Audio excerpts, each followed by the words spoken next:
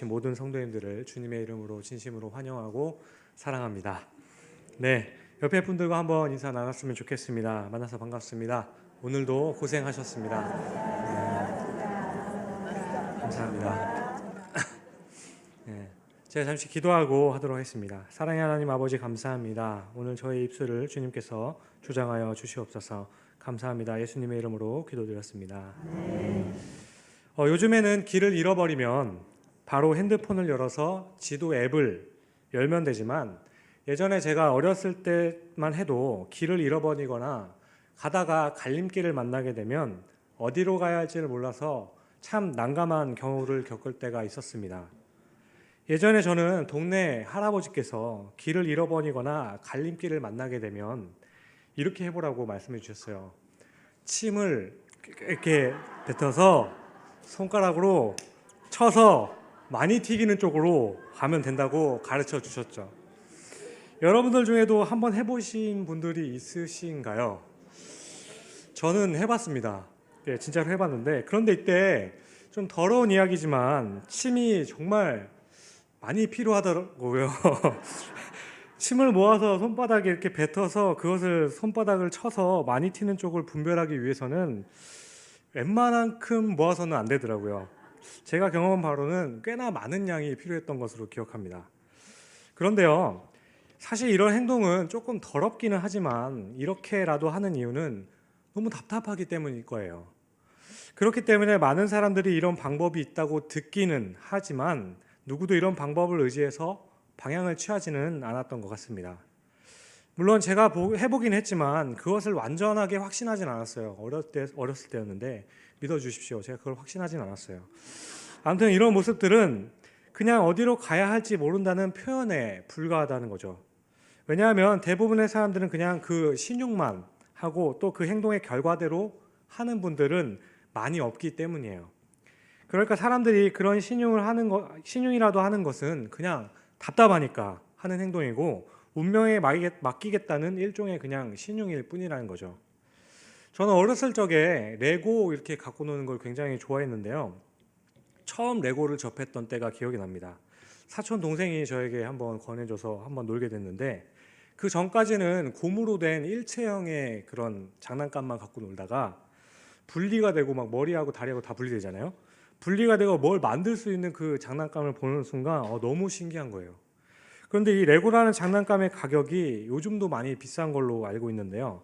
그때 당시에도 너무 비싸서 사달라고 함부로 이렇게 말하기가 좀 그랬습니다. 그러다 어느 날에 제 생일날이었던 것 같은데 사촌 동생네 가면은 이 레고 만지느라고 집에 오려고 하질 않으니까 이놈의 새끼가 죄송합니다.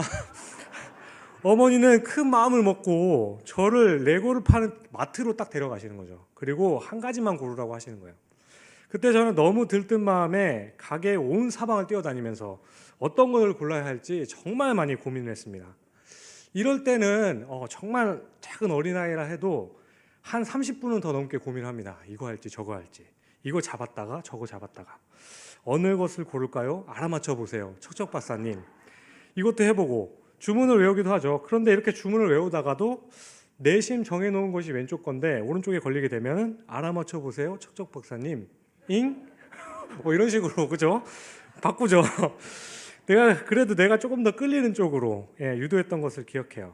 그런데 여기서 제가 한참을 고민하고 어느 것을 고를까요 하면서 그 모습을 어머니에게 보여주었던 것은 운명에 맡기겠다는 것보다는 나는 다 갖고 싶다라는 제 심정을 어머니에게 표현했던 거죠. 어머니는 슬쩍 봤는데 모른 척 하시더라고요. 그런데요, 이런 장난감을 고르는 것이라면 그렇게 고를 수 있을 것 같아요. 어느 것을 골라도 다음에 또 다른 것을 사면 되니까 별로 문제될 것이 없겠지만 한 번의 결정으로 인해서 인생의 판도가 달라지는 결정이라면 이런 식으로 결정할 수는 없을 겁니다. 그럼에도 불구하고 우리 인생의 내에는 너무 답답하고 너무 모르겠어서 어떤 때는 동전이라도 던져서 앞면이 나오면 이쪽을 가보고 뒷면이 나오면 저쪽으로 가보겠다라는 그런 심정을 가질 때가 참 많다는 겁니다. 이러한 우리의 인생의 현상들을 놓고 어느 통계학자는 이런 말을 했어요. 아무리 큰 기업의 지도자가 아무리 탁월한 비전과 특별한 재능을 갖고 있다 할지라도 미래에 일어나는 일에 대해서 예상을 그렇게 했다 할지라도 여전히 동전 던지기의 결과보다는 더 정확하게 그 성과를 예측할 수 없다는 거죠. 왜냐하면 50대 50이니까요. 그리고 덧붙여서 부실 기업과 성공 기업의 차이는 상당 부분이 운 때문에 발생되는 것이라고 합니다. 왜냐하면 그 성공한 기업이 어디 매스컴에 나와서 자신의 성공의 사례를 말하게 되면 많은 사람들에게 그렇게 공유가 되고 나면 머지않아 그 기업은 부실 기업이 되었기 때문이에요. 그러니까 한때는 많이 성공하고 이렇게 해서 성공했다고 노하우로 이야기하지만 그 기업이 성공한 것은 그때 그 시기를 잘 만나서 운이 좋아서 그렇게 되는 경우가 참 많이 있다는 거죠. 물론 어디로 가야 할지 선택을 하는 순간에서 능력이 중요하긴 하겠지만 우리의 경험으로 본다면 운이 더 많이 작용하는 것 같지 않습니까? 왜냐하면 아무리 계산하고 생각을 해봐도 안 되는 부분이 있기 때문에 마지막 순간에는 동전 던지기라도 해야 되는 그 순간이 있기 때문이에요. 따라서 어느 것을 고를까요를 하거나 동전을 던지는 그 행동은 어떻게 보면 무책임한 행동이라고 보기보다는 인간의 능력과 생각으로는 더 이상 아무것도 할 수 없는 때가 오기 때문이라는 거죠. 결국은 선택해야 되는 그 순간이 온다는 겁니다. 만약 여러분들이 집을 산다고 가정해 보시죠. 그런데 이때 집을 사는데 모든 것을 하나님께 맡긴다는 심정으로, 하나님께서 주시는 집으로 아무거나 사겠다는 그 심정으로 그 집을 가보지도 않고 한번 보지도 않고 그냥 부동산 중개인의 그 말만 듣고서 사시는 분들은 없을 겁니다.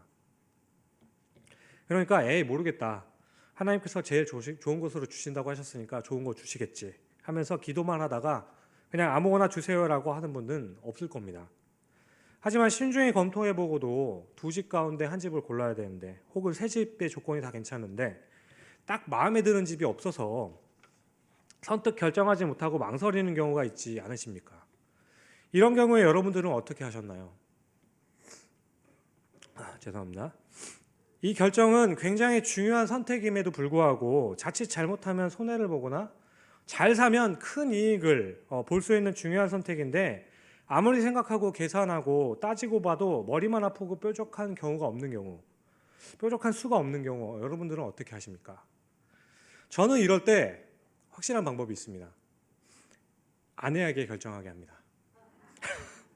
저희 어머니께서 항상 하시는 말씀이 아내 말을 들으면 반드시 떡이 나온다고 하셨어요. 저는 그거 아멘이라고 생각합니다. 그리고 덧붙여서 혹시 나중에 문제가 생기더라도 그게 최선이라고 말씀하셨습니다. 그런데요, 제가 목회를 하고 나서 가끔 그런 결정들을 목회자인 저에게 결정해 주기를 원하는 분들이 있어요. 결혼을 해야 되는데 두 명이 다 괜찮아요, 목사님. 어떤 사람이랑 할까요? 목사님이 하라는 사람이랑 할게요. 생각만 해도 아찔하죠. 이런 말씀은 안 들었으면 좋겠고 그냥 안 했으면 좋겠어요. 근데 혹시라도 그렇게 하신다면 그때에도 저는 아내에게 상의할 겁니다. 웃으라고 한 얘기고요. 이 학교를 가야 할지 아니면 다른 학교로 가야 하는지, 이 직장을 계속 다녀야 될지 아니면 그만두고 다른 사업을 해야 되는지, 어떤 것을 해야 될지 망설여질 때 이런 결정들은 함부로 결정할 수 없는 중대한 일임에도 불구하고 결국은 운명적으로 하나를 선택해야 한다는 거죠. 그런데 이것이 바로 인간의 한계라는 겁니다. 하지만 이 한 번의 결정으로 인해서 아주 잘 되는 경우가 있는가 하면 아주 힘들게 살아가는 경우가 있다는 거죠. 그러니까 그 방법은 다르지만 전혀 미래를 예측할 수 없는 상태에서 누구에게나 무엇에 무조건 맡길 수밖에 없는 것이 바로 우리들 인간의 한계라는 겁니다. 오늘 본문을 보시면 예수님이 승천 이후에 성령 강림을 기다리면서 약 120명의 성도가 모여서 있었습니다. 기도하고 있었죠. 그리고 이들이 첫 번째로 하였던 일은 예수님을 배반하였던 가롯 유다의 그 자리를 메우는 일이었어요. 대신할 사람을 뽑는 거였죠. 가롯 유다는 예수님을 판 후에 스스로 양심의 가책을 받아서 목숨을 끊고 말았습니다. 당시의 제자들은 가롯 유다의 자리를 채우는 것이 가장 시급한 일이라고 판단해서 120명이 모인 그 자리에서 문제를 거론했던 거죠. 그런데 원래 그 자리는 바울의 자리였다고 주장하는 사람들도 있습니다. 그런데 베드로가 너무 그 성격이 급하다 보니까 마띠아라는 사람을 선택해서 마띠아는 이 사건 이후에는 한 번도 나오지 않게 되었다고 주장하는 학자들도 있어요. 그렇게 이 선택은 잘못된 선택이었다고 이야기하는 분들도 있어요. 왜냐하면 야고보 사도가 죽은 후에는 후계자를 결정하지 않았기 때문에 가론 유다의 경우에는 급하게 후계자를 정했기 때문에 이것은 초대교회가 저질렀던 정치적인 실수였다고 주장하는 분들도 있습니다. 항상 12명이 필요했던 것은 아니라는 거죠. 한 사람이 죽으면 그 자리를 꼭 채워야 했던 것은 아니었기 때문이에요. 그래서 마띠아라는 사람은 굳이 뽑아지 않아도 됐었다고 주장하는 사람도 있습니다. 그런데요, 또 한 가지는 성경 어디에 보아도 마띠아를 뽑았다는 것이 잘못되었다고 말씀한 적은 한 번도 없다는 겁니다. 다시 오늘 본문 21절과 22절을 보시면 베드로는 그 자리에 모인 사람들에게 사도가 될 수 있는 자격에 대해서 말해줍니다. 유다의 자리를 채울 수 있는 사도의 조건은 먼저 요한의 세례 때부터 예수님이 승천하기 전까지 함께 있었던 사람입니다. 이것은 3년간 예수님을 따라갔던 사람들이 그 12제자 말고도 많이 있었다는 거죠. 그러니까 예수님의 사역을 직접 보고 경험했던 사람들이 12사도 외에 더 있었는데 그 중에서 한 사람을 뽑아야 했다는 거죠. 그렇게 사도가 되기 위해서는 예수님과 동행했던 사람이어야 하고 부활을 직접 눈으로 목격한 사람이어야만 했습니다. 하지만 이 조건을 갖추었다고 해도 모두가 다 사도가 될 수 있는 것도 아니었어요. 사도는 단 한 사람만 필요했기 때문이죠. 그렇게 사람들은 신중하게 생각하고 여러 가지 조건들을 살펴보아서 두 사람을 추천하게 됩니다. 그런데요, 당시 사람들에게 사도의 직분이 얼마나 영향력이 있었는지는, 그런 자리였는지는 모르지만 또 얼마나 영광스러운 자리로 생각하였을지는 잘 모르겠지만 이 선택이 정말 중요한 선택이었음에는 틀림없다고 생각됩니다. 베드로는 한 명만 뽑기를 원했는데 사람들은 한 명만을 추천할 수 없어서 두 명을 추천했던 거죠. 사람들을 볼 때 두 사람은 모두 다 사도의 직분을 감당하기에 충분한 조건을 갖추었던 훌륭한 사람들이었기 때문에 그곳에 모여있던 사람들 간에 의견이 계속 분분했을지도 몰라요. 마띠아가 더 낫다. 아니야, 요셉이 더 나아. 서로가 주장하는 상황이죠. 둘 모두가 다 손색이 없는 사람들이었습니다. 그래서 둘을 추천하고 이것이 우리가 할 수 있는 최선입니다 한 거였죠. 그리고 두 사람을 놓고 기도하기를 시작합니다. 24절과 25절이죠. 무사람의 마음을 아시는 주여, 이 두 사람 중에 누가 주님께서 택하신 바 되어 봉사와 및 사도의 직분을 대신할 자가인지를 보이시옵소서. 그런데요, 이렇게 기도를 했으면 무슨 응답이 있어야 되는 거 아닙니까? 하늘로부터 음성이 내려서 마띠아다 이렇게 하시든지, 스데반과 같이 그 마띠아의 얼굴이 막 빛이 나서 얘 안 뽑으면 안 되겠다라든지, 아니면 요셉의 환경에 문제가 생겨가지고 사도직을 할 수 없는 상황이 발생하게 만든다든지 이런 상황들이 발생해야 되는 거 아니겠냐는 거죠. 하지만 기도 후에 아무런 일이 일어나지 않아요. 아니, 이렇게 말씀하실 수도 있습니다. 이럴 때 참 은혜로운 교회라면 둘 중에 누구든지 일어나서 그거 제가 양보하겠습니다. 마띠아가 더 나은 것 같아요. 이렇게 적합한 사람인 것 같습니다. 이렇게 하는 게 은혜로운 교회 모습이라고 하실 수도 있어요. 그런데 사도의 직분이 그렇게 영광스러운 직분이라고 생각했다면 그럴 수도 있다는 겁니다. 그랬다면 그거를 하고 주장하고 있었던 베드로 자신이라도 당장 그만두고 둘 다를 세웠을 겁니다. 하지만 사도라는 직분이 맡은 그 사명은 자신이 죽는 날까지 예수 그리스도의 부활을 증거하는 일을 감당해야만 했고, 더군다나 그 일은 하나님께서 허락하지 않으면 감당할 수 없는 일이었습니다. 그래서 마띠아나 요셉으로서는 내가 하지 않겠다고 선뜻 나서서도 안 되는 일이었고, 상대방에게 쉽게 양보할 수 없는 일일 뿐더러 양보해서도 안 되는 일이었다는 거죠. 이들이 할 수 있는 것은 그냥 하나님의 뜻이면 그냥 그 결정에 순종하겠다는 그 마음의 결정만이 있었다는 겁니다. 그러므로 하나님의 응답을 기다려야 했어요. 그렇게 그들이 기도한 후에 2개의 돌을 고릅니다. 어떤 방법으로 2개의 돌 중에 하나를 골랐는지는 정확하게 나와 있지 않아서 잘 모르겠지만 일반적으로 2개의 돌을 표시해서 주머니에 넣고 이렇게 뽑는 식이 아니었을까 싶어요. 우리는 지금 이 방법이 얼마나 원시적이고 미신적인 방법이었는지 따지는 것은 중요하지 않다고 봅니다. 그것보다는 뽑는 방식을 생각해 볼 때 이런 생각도 들어요. 만일 당시 교회 사람들이 전능하시고 모든 것을 다 하시는 전지하신 하나님을 믿었다면 그렇게 사도의 조건까지 제시하지 않고 그냥 돌 중에 하나를 뽑아서 이름 다 적어놓고 제비 뽑아야 되는 거 아닐까. 120개의 돌이 너무 많아서 그럴 수도 있겠지만 너무 무거워서 120개의 돌을 넣고 뽑았어도 과연 마띠아가 뽑혔을까 하는 의문이 생기긴 합니다. 그렇게 했으면 더 편하고 공정해 보이지 않을까 싶어요. 하지만 확률과 하나님의 능력을 떠나서 그런 행동은 너무 비이성적이고 무책임한 행동이라고 생각됩니다. 제가 예전에 대학생 때 과 선배가 한 이야기인데요. 그 선배가 이야기하기를 공부를 하나도 하지 않고 졸업시험을 보게 되었다고 했어요. 그런데 자신의 앞자리에 그 반에서 제일 잘 공부를 잘했던 사람이 앉았던 거예요. 이 선배는 공부를 해야 했지만 그 전날 밤까지 공부를 하나도 하지 않아서 시험을 망칠 것이 확실했지만 그 순간에 그 선배는 기도를 했다고 했습니다. 그렇게 정말 간절하게 하나님의 도움을 구했다고 했어요. 그랬더니 놀랍게도 자신의 앞사람이 자신의 답을 볼 수 있게 답안지를 놓고 시험을 치게 되었다고 했어요. 그래서 노력을 하나도 하지 않았는데 시험을 잘 보았고 졸업할 수 있게 되었다라는 그 고백을 들은 적이 있습니다. 그렇게 그 선배가 이야기를 하면서 정말 간절하게 기도했더니 하나님이 자신을 도와주었다라고 했어요. 그런데 저는 그때 그 선배가 무용담같이 그렇게 간증하는 것을 들으면서 저건 너무 잘못됐다라는 생각을 했어요. 왜냐하면 우리 하나님께서는 그런 악한 방법을 사용하시지 않기 때문이죠. 악한 방법을 사용하였다고 말하는 것과 똑같기 때문이에요. 그리고 이 선배는 자신의 책임은 전혀 하지 않은 채 무책임한 것을 합리화시키고 있기 때문이에요. 만일 이것이 하나님의 섭리 가운데 있는 도우심이었다고 해도 만일 이 선배는 그 일로 인해서 기뻐하기보다는 회개했어야 마땅한 것이 아닌가 싶습니다. 그러니까 하나님께 다 맡기겠다고 하는 맹신은 위험하다는 거죠. 그런데 여러분은 맹신은 무엇이라고 생각하시나요? 보통 맹신은 무조건 믿는 거다라고 생각하실 겁니다. 그런데 믿는 것이 어느 단계에 이르서면은 무조건 믿는 거 아닙니까? 우리가 믿는다고 할 때 무조건 믿는 거 아니겠습니까?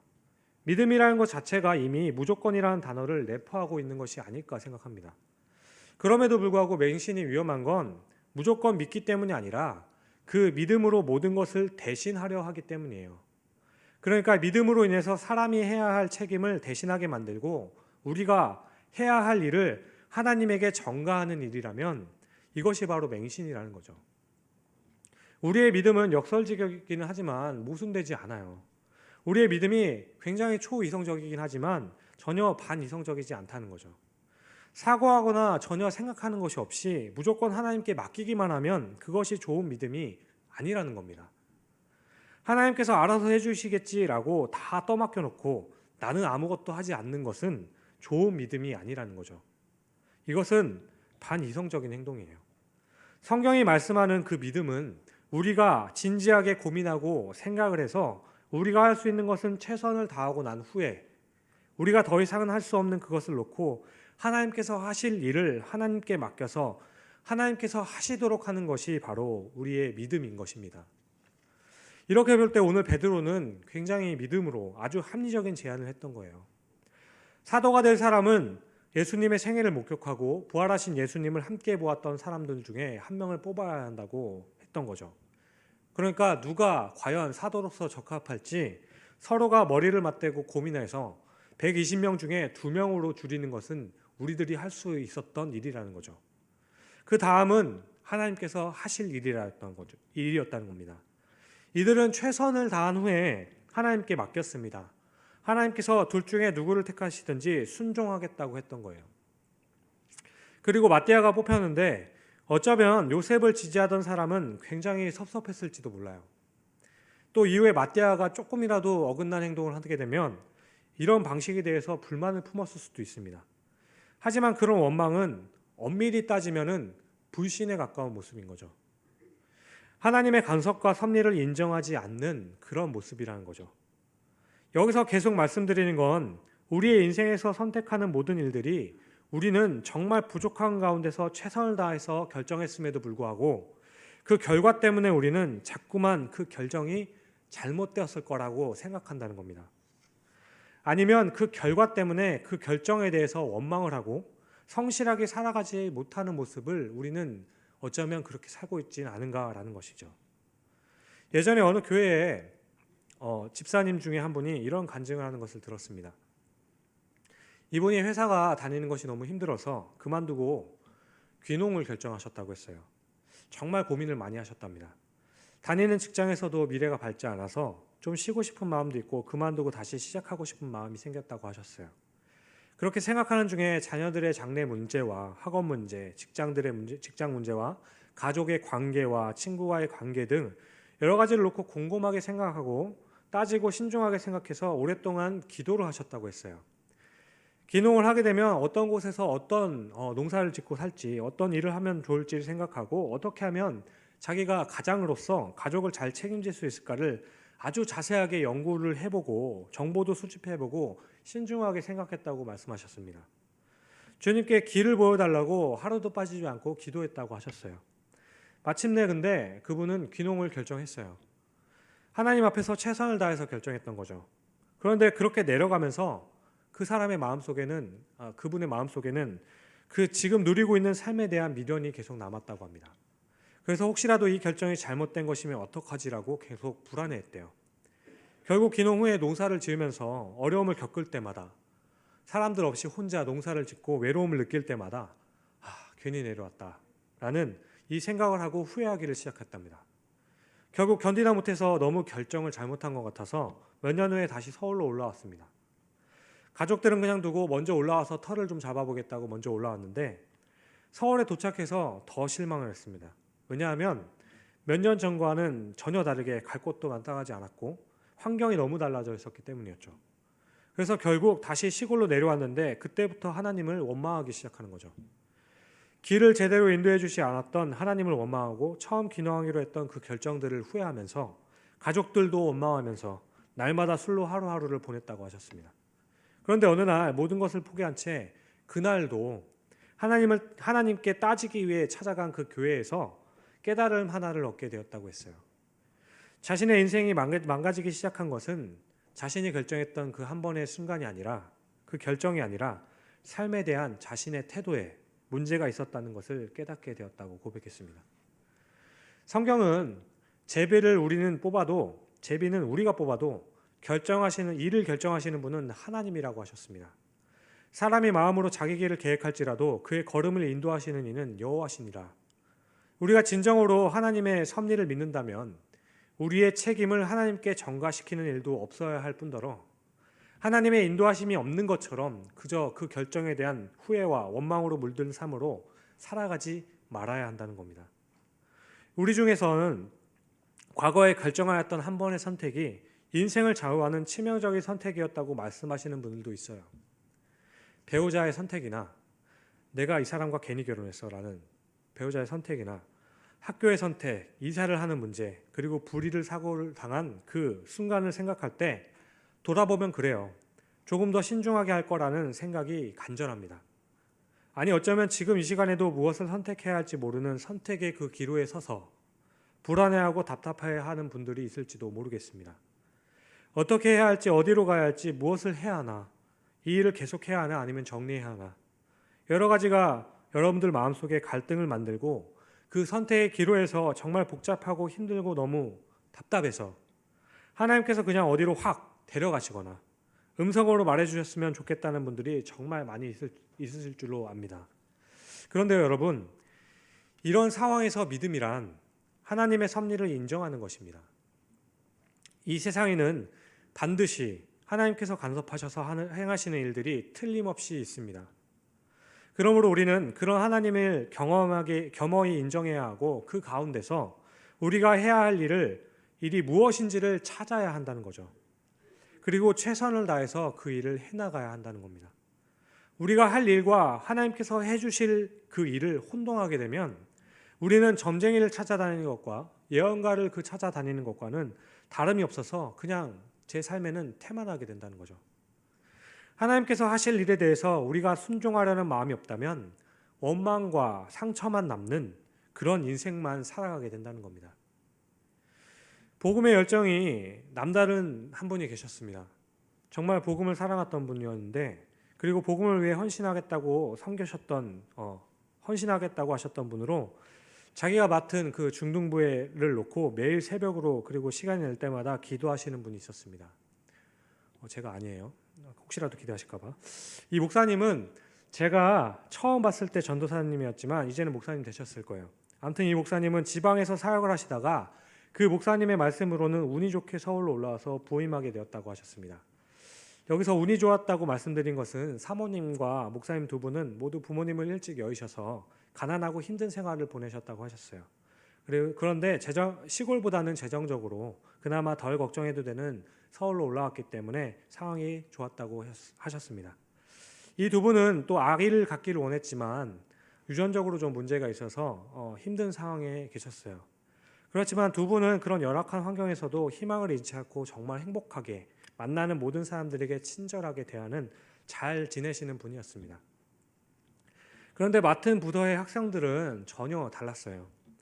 학구열이 높았던 지역이라서 학생들은 복음보다는 늘 쫓기는 듯한 생활을 하였고 정말 톱니바퀴처럼 맞춰진 시간표대로 살아가고 있었습니다. 그래서 예배를 마치고 혹은 주중에서라도 전화로도 잠시 대화할 여유조차가 없었어요. 그런 삭막한 분위기에 쉽게 다가가지 못했고 부서는 여전히 냉랭한 분위기 속에서 부모님들에 대한 그 강요에 못마땅한 학생들이 대부분이었습니다. 심지어 이 전도사님이 시골에서 왔다고 무시하는 학생들도 있었습니다. 하지만 그런 학생들에게 복음을 전하고 성경을 가르치기 시작했어요.